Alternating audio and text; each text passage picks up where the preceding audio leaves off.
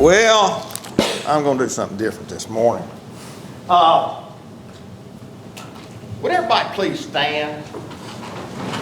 Choir included. Is everybody standing?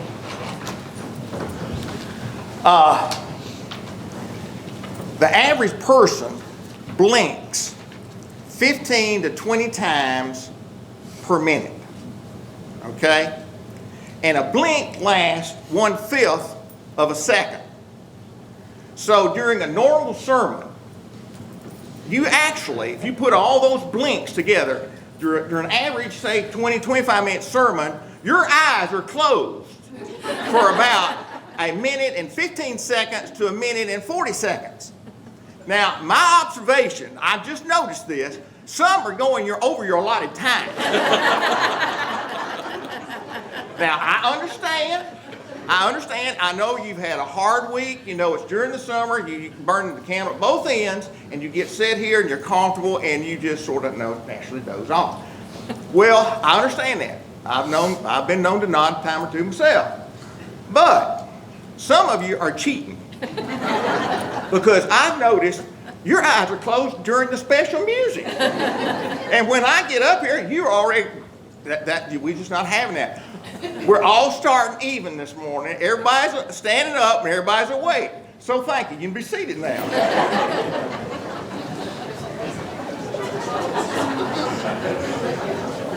We at Puryear Baptist, visitors, Puryear Baptist, we're fair. We're fair. We don't allow cheating. Now, do you realize that some of us go through life with our eyes closed? We see, but we don't see. We hear, but we don't really hear. Jesus wasn't like that. Jesus, when he was here on earth, he saw, he heard, and he felt with full emotion. Our passage of Scripture is Matthew, the 9th chapter, beginning at verse 35, going to 38. Then Jesus went to all the towns and villages, teaching in their synagogues, preaching the good news of the kingdom, and healing every disease and every sickness. When he saw the crowds, he felt compassion for them, because they were weary and worn out like sheep without a shepherd. Then he said to his disciples, "The harvest is abundant, but the workers are few. Therefore, pray to the Lord of the harvest to send out workers into his harvest." Now let's go back to the first verse 35. Then Jesus went to all the towns and villages, teaching in their synagogues, preaching the good news of the kingdom, and healing every disease and every sickness. Just hold it right there. Jesus was doing a lot of traveling in chapter 9, which this is the conclusion of chapter 9. But at the very beginning, Jesus is crossing the Lake of Galilee, and he's going to Capernaum. And then when he arrives at Capernaum, there he is met with friends of this paralytic, and he heals him. Actually, that story in Matthew is actually the same one in Luke. But in Luke, he gives, of course, I've told you about Luke. He's a historian. He's for details. He gives a lot of details. And in that story in Luke, it's the one in which the 4 friends drop the paralytic down through the roof, and he heals him. Same story, actually, in Matthew, but he leaves out a lot of details. And then he leaves there after the healing, crossing the lake and healing the man. He goes and he's walking, and there he sees Matthew, the IRS agent. He's the tax collector. And so he sees him, Matthew, he calls him, and then he goes with Matthew to his home. And there he dines and eats with him. And there's some of John's, the Baptist disciples come, and they inquire about why they fast, his disciples fast or don't fast, where John's Baptist disciples do fast. And then while he's there is someone, a leader of the synagogue, who comes who has a sick daughter and wants Jesus to come and to heal her. So he leaves and he goes to this person's house, this leader in the synagogue. And as he was traveling, There's the woman with the issue of blood. She touches the hem of his garment, and he recognizes that somebody's touched him. So he has healed somebody. And so then he keeps on traveling. He goes to the synagogue leader's house. He heals the girl, and then he leaves there, and he's traveling again. While he's traveling, there's two blind men that holler, "Have mercy on us, Son of David."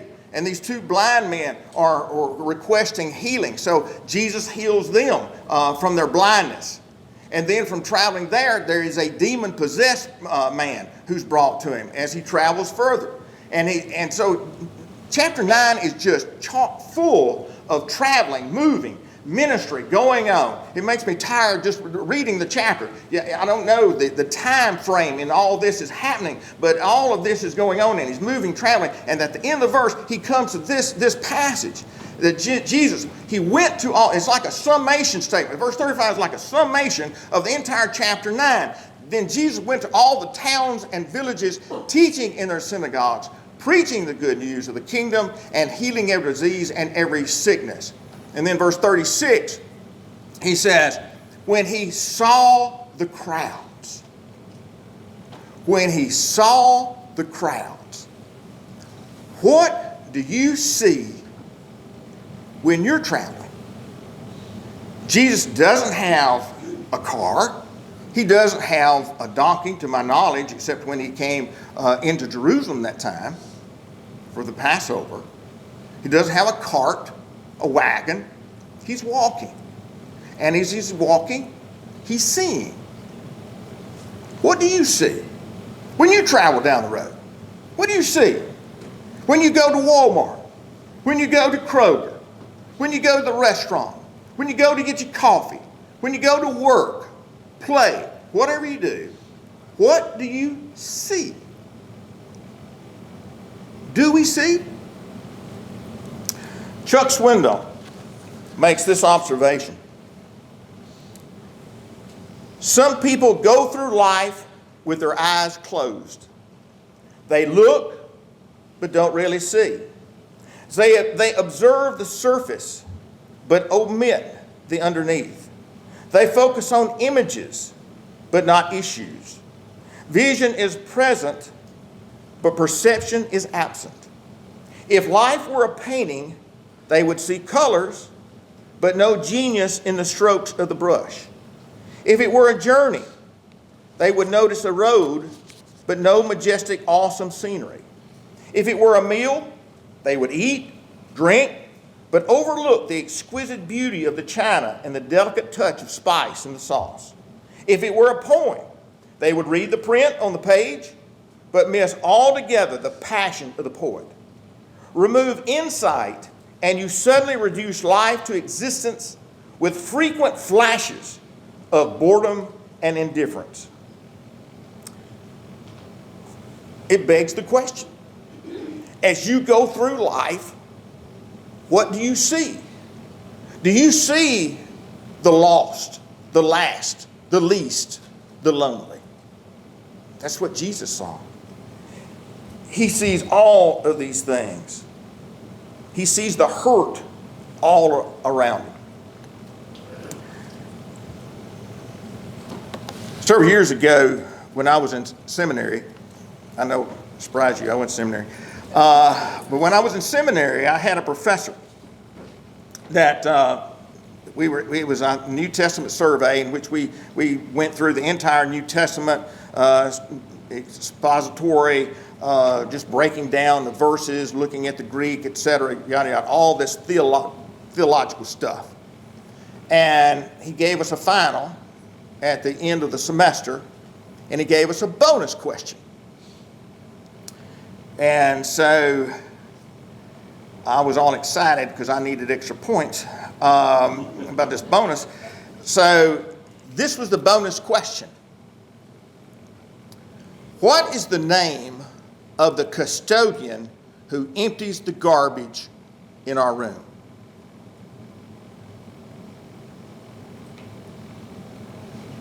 I didn't know that,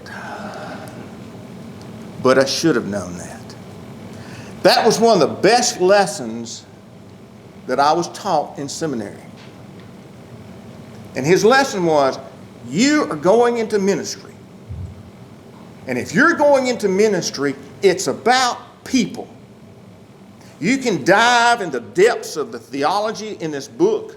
You can know the Greek, you can know the Hebrew, you can know the authors, the source, etc., etc. But if you don't know the people that are around you, you've missed the whole point. And that dug deep into my heart. Because this custodian came almost every night and emptied our garbage. He was there when we were taking breaks, and we didn't even know his name.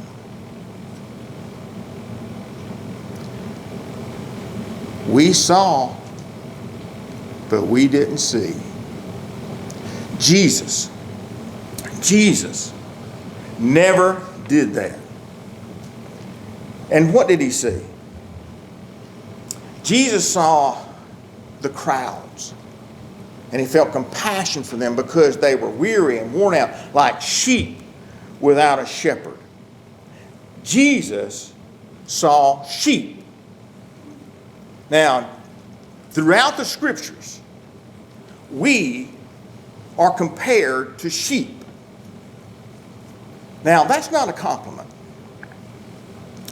Have you ever gone to an animal show, maybe Dollywood, maybe a circus, and saw trained sheep do anything? There's a reason why. There's a reason. I'm trying to be politically correct here, but they're dumb.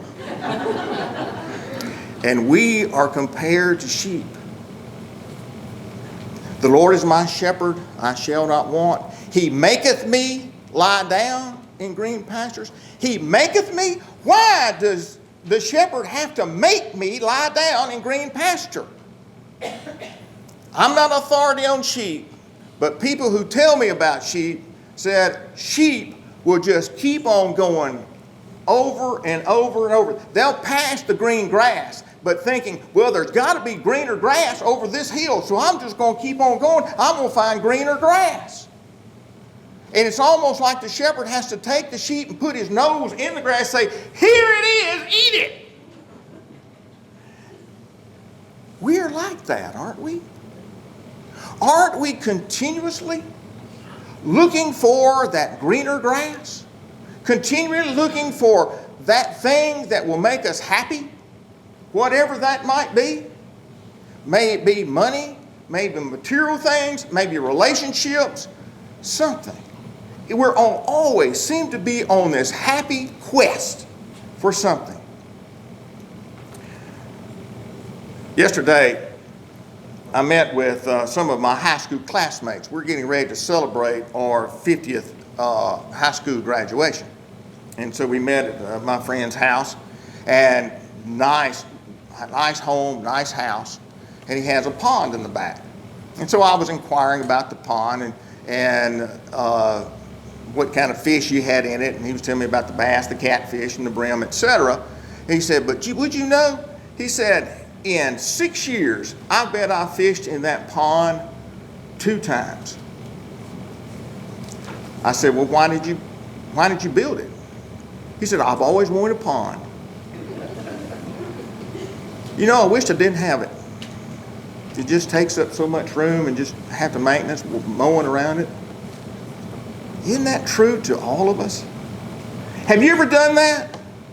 Bought something, thinking that was the very thing you wanted, then after you bought it, you wished you hadn't bought it. We're like sheep, still looking for the green grass. And then he saw the crowds, and then he's moved to emotion. He says he felt compassion for them because they were weary and worn out like sheep. He felt compassion for them.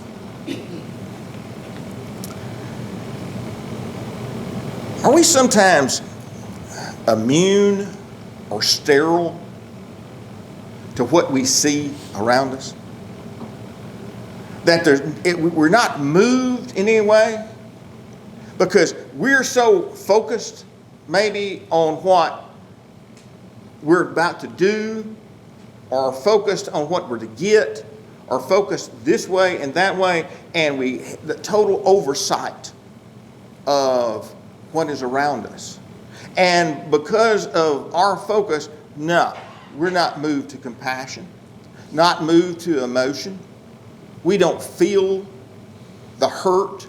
We don't feel the lost, the last, the least, and the lonely.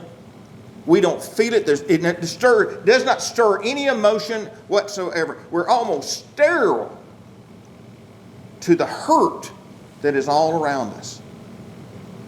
Jesus wasn't like that.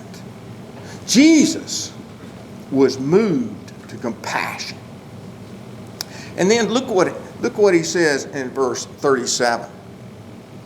He says, then he said to his disciples, the harvest is abundant, but the workers are few. Then verse 38. Pray to the Lord of the harvest, send out workers into his harvest. Now, isn't that amazing? I find that really amazing. He sees the problem. He sees all the sheep. They're looking for love in all the wrong places, looking for satisfaction, looking for this happy quest wherever it may be, and they're weary and they're worn out. And he says, pray. Well, why doesn't he recruit? Why doesn't he have a Baptist church? We'd have a committee. We'd have a committee to evaluate this problem that we got. Or we'd have a conference. Or we'd have some leaders come in and do a teaching, maybe a recruiting process for all these workers. But Jesus says, pray for workers of the harvest. In John, the 4th chapter, verse 35, he says, don't you say, listen, the negative, don't you say, there are still 4 months, then comes the harvest. Listen to what I'm telling you. Open your eyes and look at the fields, for they're ready for harvest. Look. Open your eyes and look. Could it be that the workers, which are you and I, we are already out there in the field, but we don't recognize that we're in the field, and we're so introvert in looking at us and our own situation, our own problems, and our own families that we don't see that the fields are ready for harvest. By God's providential will, could it be that you are where you need to be right now? And the hurt, the lost, the least, the last, and the lonely are all around you, but you haven't seen them. Could it be? That is why Jesus says, pray, and be persistent and consistent in your prayer life. I dare say you are where God wants you to be right now, in that place, wherever that may be. It may be at a doctor's visit. It may be in a hospital. It may be at your work. It may be where you go to the restaurant, a waitress. It may be where you get gas, you get coffee, wherever you are. Jesus is telling us, open your eyes and look. You are right in the field now. He's very emphatic about this in John, where he says, don't say there are still 4 months, then comes the harvest. He says, listen to what I'm telling you. Open your eyes and look. The fields, for they're ready for harvest now. That's our challenge this morning. Our challenge from Jesus is for us to look, to listen. Because, my friend, I assure you, the lost, the last, the least, and the lonely are all around us. And you're right in the midst of the abundant field. The question is, are you going to start looking?